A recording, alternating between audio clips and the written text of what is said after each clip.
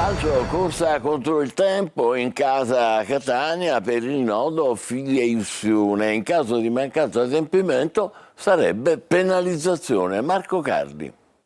Le 23:59 l'ultimo orario utile e corsa contro il tempo per la fideiussione in casa Catania per scongiurare la penalizzazione come avvenne 2 anni fa.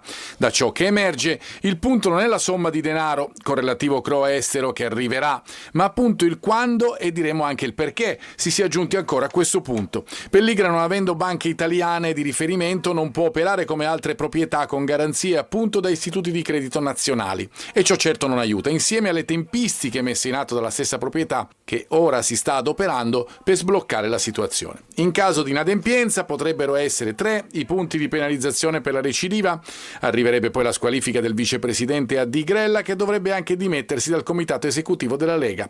Se poi i soldi dovessero arrivare non stasera ma in tempo per la partita di Parma, gli etnei al Tardini, dove giocheranno con la prima maglia rossa-azzurra, potrebbero schierare i nuovi, se no nemmeno quello. La fideiussione, come si sa, è legata al monte ingaggi al momento sceso.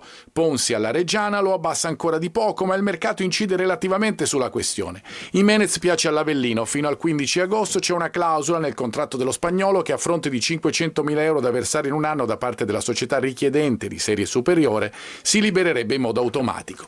Il Catania sui tempi sarebbe anche disposto a trattare, ma non sulla cifra e sulla posizione di Patierno, giocatore gradito, ma che nell'ottica del club non può rappresentare uno sconto sull'operazione Jimenez, visto che la cessione della punta sarebbe già un risparmio in termini di ingaggio per gli irpini.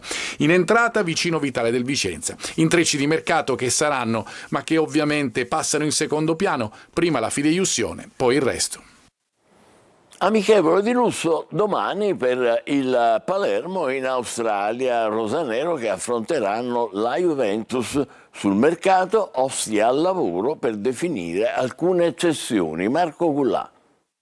Il Palermo in Australia affina idee e soluzioni in vista dell'esordio stagionale che sarà fra una settimana al Barbera nel match di Coppa Italia contro il Lecce. Domani alle 12 in Italia, rosanero che sfideranno a Perth la Juventus, un amichevole di lusso che metterà di fronte il Palermo ad una squadra che si sta rinforzando per provare a lottare per lo scudetto. La crescita della formazione di Inzaghi è evidente e l'ultima amichevole vinta contro il Melbourne ha sicuramente certificato i passi di crescita dei rosa. Mercato nel rush finale della sessione estiva, il Palermo concentra le energie sulle cessioni. Il caso più spinoso resta quello di Blanc, il centrocampista francese, fuori dai piani di Inzaghi, non ha ancora ricevuto proposte concrete. La sua permanenza forzata rischia di trascinarsi fino alla chiusura del mercato. Diversa la situazione degli altri partenti. Brunori aspetta la sistemazione giusta per rilanciarsi, mentre Diakité resta nel mirino del Waregem, club belga che ha già mostrato interesse concreto. Anche Buttaro è tra i giocatori in cerca di una nuova squadra. Solo definite queste uscite, il club rosanero potrà valutare eventuali innesti offensivi, magari legati alla cessione di Jasio e Duaron, gli unici 2 non inseriti nella lista dei partenti, ma comunque sul mercato. Il Palermo in entrata all'ok di Iker Almena, l'esterno offensivo spagnolo potrebbe arrivare in rosanero, ma il club deve prima cedere. In chiusura la notizia del giorno, niente arrivi a Fontanarossa fino alle 21. Ci fermiamo qui, grazie e buon pomeriggio.